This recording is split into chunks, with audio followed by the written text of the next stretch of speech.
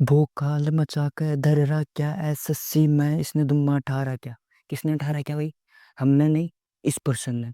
अब की बार एसएसजीडी का पेपर हुआ था, उसमें ऐसी कोई शिफ्ट नहीं थी जिसमें से इस क्वेश्चन की मुलाकात नहीं हुई हो। कुछ छात्र इसे कर पाए होंगे और कुछ मेरे जैसे होंगे वो बिल्कुल नहीं कर पाए होंगे, या तो उन्हें आया नहीं होगा या वो निकालना नहीं जानते होंगे। तो आज हम इसी क्वेश्चन को करने का तरीका बताएंगे। दो तरीके बताएंगे, एक तो एक सिंपल तरीका जिसे कोई भी कर सकता है, एवरेज बालक भी कर सकता है, और एक बताएंगे इसकी शॉर्ट ट्रिक। तो चलो हम शुरू करते हैं अपने क्वेश्चन की तरफ। तो पहले मैं आपको क्वेश्चन बोल के बता देता हूँ कि मनोज के पास 1612 रुपए है। इसी राशि को वो अपने दो पुत्र आनंद और अनिल को विभाजित करता है, यानी उन्हें देता है या बांटता है, और उन्हें 8% दर की निवेश करने को कहता है। आनंद और अनिल को 13 वर्ष और 14 वर्ष बाद समान राशि प्राप्त होती है। तो बताइए कि मनोज आनंद को कितनी धनराशि दी थी। ये हमें ज्ञात करना है। ये आया था एसएसजीडी में 5 तारीख को 2025 में। अब पहले हम इसका साधारण जो सिंपल तरीका होता है उससे करेंगे। तो हमें चक्रीय मिश्रधन का सूत्र बच्चे बच्चे को पता है, और आप तो एसएससी की तैयारी कर रहे हो तो आपको भी पता होगा कि चक्रीय मिश्रधन ए बराबर होता है मूलधन कोष्टक 1 + दर बटे हुए 100 इंटू घात में समय।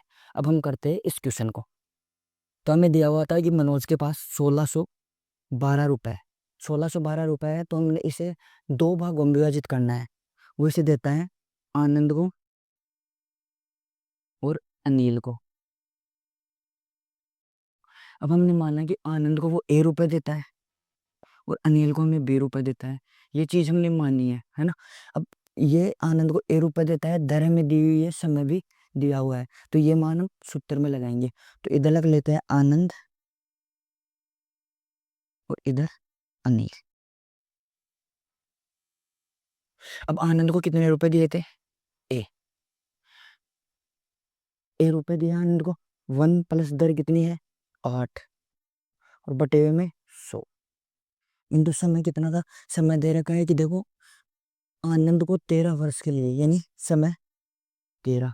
ऐसे ही बी गुणा, ये देखो, 1 + 8 बटे 100 इंटू 14। सही, यहाँ तक समझ में आया। अब इसे हल करेंगे, ए गुणा इसका लघुत्तम लेंगे, तो 100 + 1 कितना होता है? 108, यानी 108 की पावर 13। ऐसे ही बी गुणा 108 की पावर 100/14। अब यहाँ 13 घात है, यहाँ 14 घात है, इसे काटेंगे तो कितनी बचेगी? एक घात बच जाएगी, है ना। और बी को इधर ले आएंगे तो ए और बी का अनुपात आ जाएगा। तो ए अनुपात बी 108/100। अब हमें ये देखना है कि ये संख्या कौन सी छोटी बड़ी से बड़ी संख्या से कटेगी या भाग जाएगी। इसमें 2 का भाग जाएगा, क्योंकि इकाई का अंक 8 है, इधर 0 है इसलिए। और 3 का विभाजित का नियम होता है कि प्रत्येक अंकों का योग 3 से विभाज्य होना चाहिए, यानी अंकों का जो योग है वो भी 3 से विभाजित होना चाहिए। ऊपर वाली संख्या का योग 9 आ रहा है, 3 से विभाजित होगा, लेकिन नीचे वाली संख्या का योग 3 नहीं आ रहा है, इसलिए वो विभाजित नहीं होगी। 4 की बात करें तो 4 से दोनों विभाजित होंगे, क्योंकि लास्ट के 2 डिजिट में 4 का भाग जा सकता है, 5 का ऊपर वाली संख्या में नहीं जाएगा। तो सबसे बड़ी संख्या क्या मिली हमें? 4। अब 4 से काटेंगे इसे, तो 4 दूनी 8, 4 28, 4 दूनी 8, 4 पंजे 20, यानी हमें ए और बी का अनुपात क्या मिला? 27/25 मिला। अब क्योंकि राशि कम किसको दी गई है? आनंद को, तो ये तो किसका हुआ? आनंद का अनुपात। और हमने आनंद को ए राशि दी थी, और ये हुआ किसका? अनिल का अनुपात। ठीक है, आया हुआ यहाँ तक समझ में? तो आगे देख लेते हैं। आनंद को ये थी, तो अब हमें क्या ज्ञात करना है कि आनंद को कितनी राशि दी। टोटल अनुपात कितना होगा? A + B।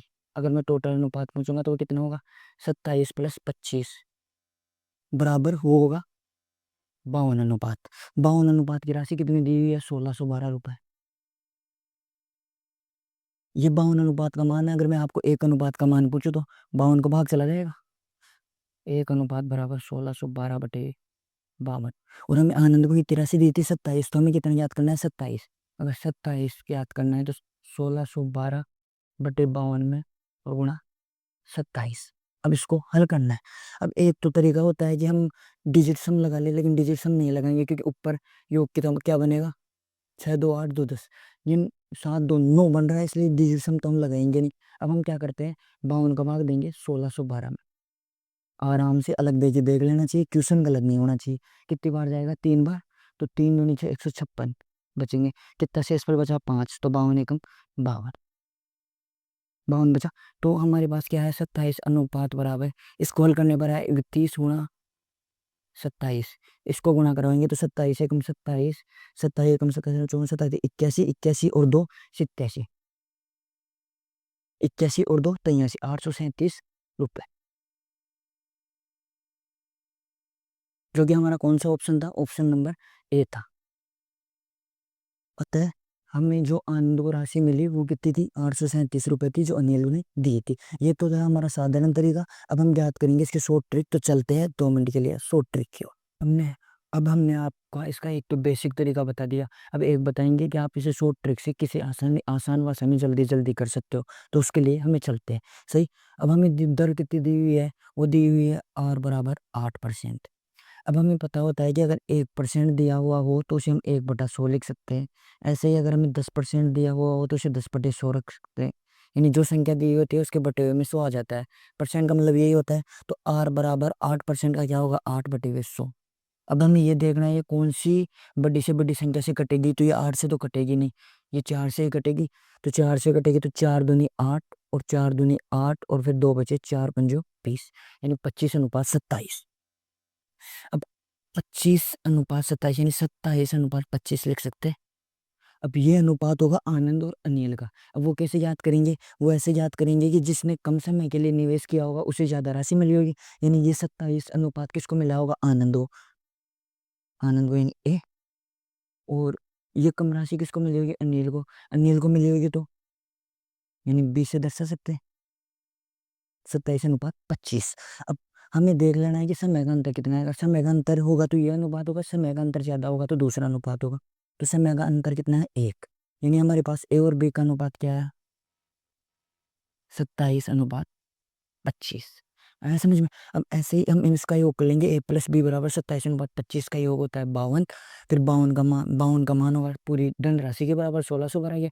अगर एक अनुपात का मान पूछूंगा तो 52 का भाग दे देंगे।